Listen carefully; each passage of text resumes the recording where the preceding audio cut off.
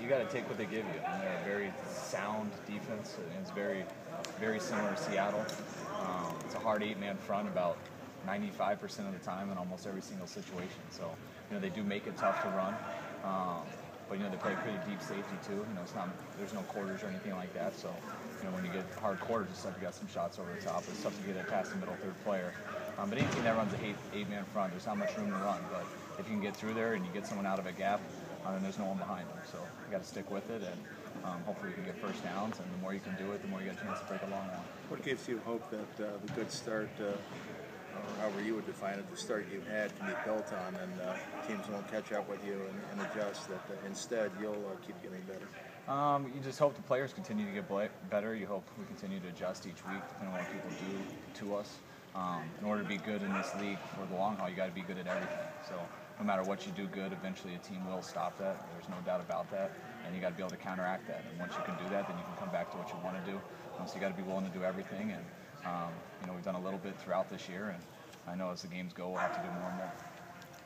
Ryan talked about how you have 4 or so plays that you line up, they all look the same, but then it's a different play. So how difficult is that to get everybody making sure they do the right things?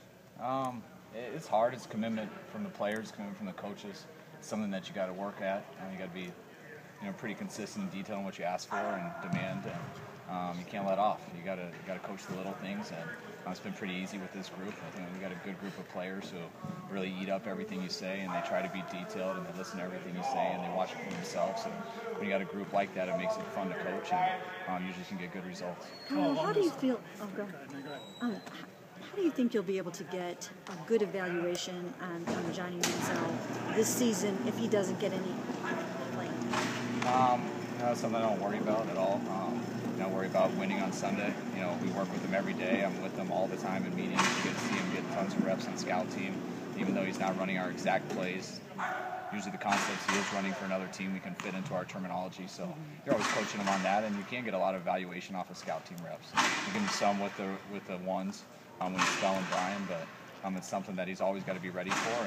And he could end up being, as the cliche, he's one play away from starting. So I hope he's working to be ready, and if that ever does happen, I think he will be. Do you think you'll have a handle on whether or not he's a quality NFL starter by the end of this season? You never know until someone gets in. We believe that. That's why we drafted him. But just about anybody, it doesn't matter what you've done in college, doesn't matter what you do on the practice field either. It matters what you do in games, and you never really know until someone gets in there. Kyle, obviously losing Alex, that's a pretty big blow up front. Could you just touch on how much that affects your offensive scheme, especially with the zone blocking? Yeah, it's definitely a huge blow.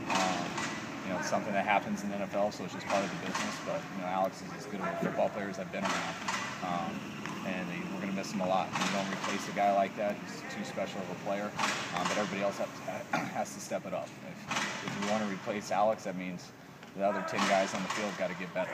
And I expect everyone to get better as this year goes. And if everyone does, then you can manage to keep doing the same stuff. How did John Greco do filling in after the injury, and what's your level of confidence in him moving forward at the center spot? I got a lot of confidence in John. Just to step in like that. Just from a mental standpoint, the center position probably has the most on him next to the quarterback. They direct everything in the run game and the protections, and they really get everybody lined up. And you don't get many reps at that during the week. You always give John a couple, just like you give someone like Johnny a couple as a backup player. But you really never know until you get in the game. And John came in there and made all the right calls, got all the alignment in the right spots. And after that, he did his job blocking too. He's a good blocker no matter what position he's at. But he's been up to the challenge from a mental standpoint also. Hey, Kyle, you mentioned having fun before. After the tough year last year in Washington, how refreshing and enjoyable has this season been for you so far? I don't have much fun, to tell you the truth. No, I think I've been in this league long enough to realize that this is week 5. There's a long way to go, and I enjoy myself after the year. I usually relax a little bit after the season, kind of unwind and look back at the year, but I definitely don't ever feel comfortable in the season. But just in terms of feeling good about coming to work every day and just, and especially working with this group like you mentioned earlier. The people you're around helps you a lot, and I really enjoy this group. And I enjoy the guys I work with. I enjoy the players, and it was the same way in Washington also too. I enjoy the people I work with there. But we're here a lot, and we don't have much of a life outside of here, so we see these guys all the time, and we all get a little bit sick of each other, just like anybody would, but everyone's got the same goal here. We're fighting really hard every week. It's all about winning. Our group of guys are very non-selfish guys. They genuinely pull for each other. They really don't care who gets the credit or who gets the ball. Everybody just wants to win, and when it's like that, it makes it a lot more fun to go the time. Kyle, are you building up a resume to be a head coach as soon as next year, maybe?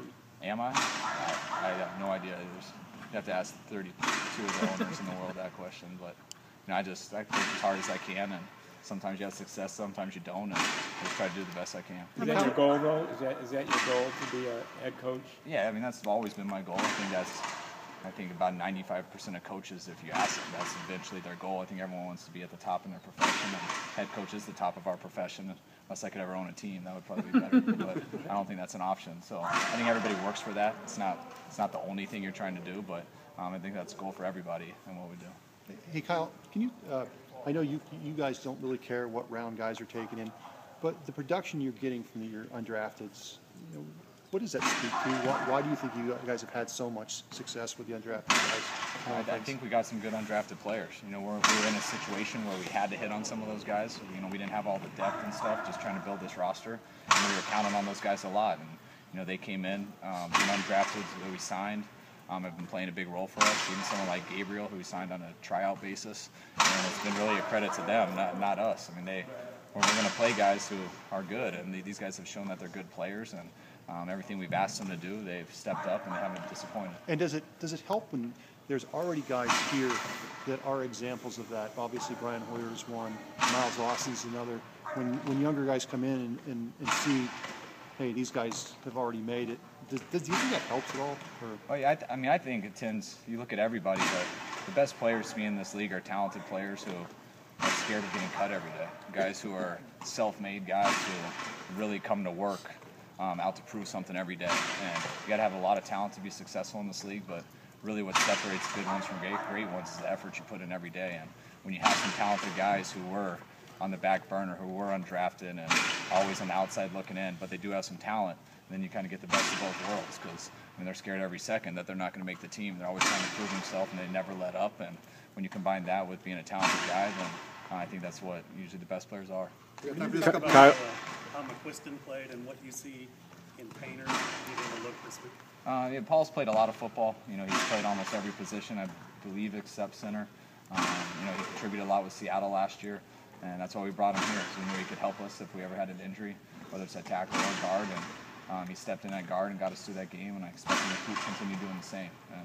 And Painter and a few of the other young guys have had to get some more reps out here, and we're working them. And we haven't had them the longest because we signed most of them in the first week of the season, so we're a little bit behind with them in terms of just getting used to working with the other guys and the whole scheme aspect and technique. But they all got a lot of talent, and they're working as hard as they can, and hopefully they'll continue to get better throughout the year. When you're designing plays, is the goal to get as many pass plays, to get as many one-on-one matchups as you can to make the decisions easy for the quarterback? Sometimes. If teams play man-to-man, it is one-on-one. So if it's man-to-man, you don't have to worry about much except finding the right guy to beat the person in front of them. But when their teams aren't playing man-to-man, you want to find the hole in the defense, and you want to find the weakness. You try to put a guy in a bind who's got a run fit and a pass coverage, and guys can't play both. They either got to fit their gap or they got to drop into their zone. And when you can get one guy to commit to one, the other is pretty open. And if he's playing his pass coverage and you can run the ball at that spot, if you're making sure he's stepping up and filling that gap, then you get some pretty easy completions behind him. Do you feel it when you're getting on a roll with the play caller, when it seems like everything's clicking? Yeah, I think you definitely do. I think anybody, anytime you have a little bit of success, you start to get confidence. I think that definitely happens with players. I think it happens as coaches too.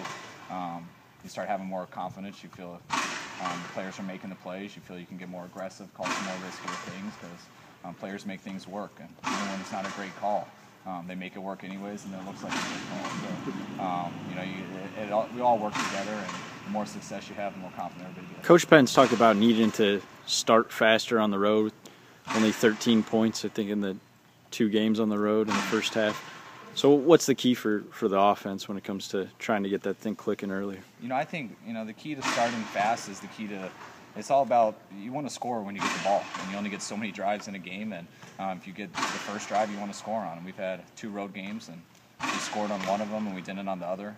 I don't put too much of into it as how you start. It's more taking advantage of every play. And every week it's a different thing. If you don't convert a third down, you might be playing good, but if you don't convert a third down, you punt. Whether it happens to be in the first quarter, second quarter, or fourth quarter. So I don't put too much into, hey, it's the beginning of the game we're struggling at. We've scored, I think, on 2 out of our 5 games, and that's not good. We won't be happy until we score in all of them, which is tough to do, but that's how we look at it. And I don't look at really anything in absolutes. Last week, we didn't have very good plays on first and second down, and we got us into 2 third and longs in our first 2 series. And you get in 2 third and longs, so you have a very small chance of staying on the field. Hopefully we'll have better plays this week, and we'll come out better. Thanks, Kyle.